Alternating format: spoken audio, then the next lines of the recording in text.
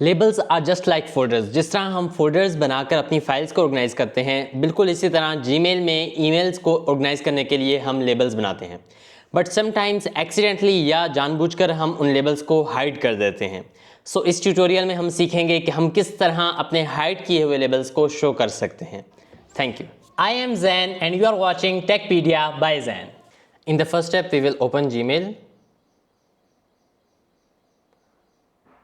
Then इस email page के बिल्कुल लेफ़्ट साइड पे हमारे पास सारे लेबल्स हैं। अब इसमें कुछ ऐसे लेबल्स हैं कि जो I have created those labels, but मुझे वो लेबल्स अभी मिल नहीं रहे। तो उसके लिए मैं क्या करूँगा कि मैं बिल्कुल स्क्रीन के टॉप राइट कॉर्नर पे जाऊँगा, सेटिंग्स के ऊपर क्लिक करूँगा और यहाँ पर सी ऑल सेटिंग्स पर क्लिक करूँगा।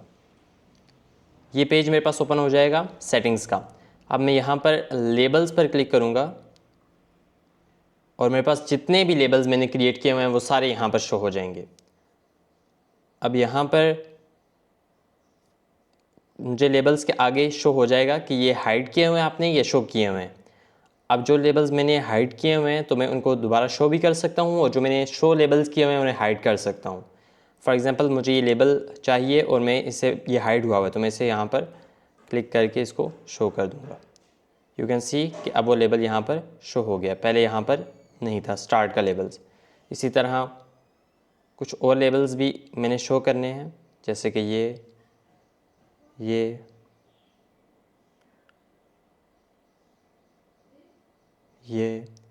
इसी तरह मैं स्क्रॉल डाउन करूँगा तो कैटेगरीज़ का ऑप्शन भी है, इन्हें भी मैं शो कर सकता हूँ और हाइड भी कर सकता हूँ सेम।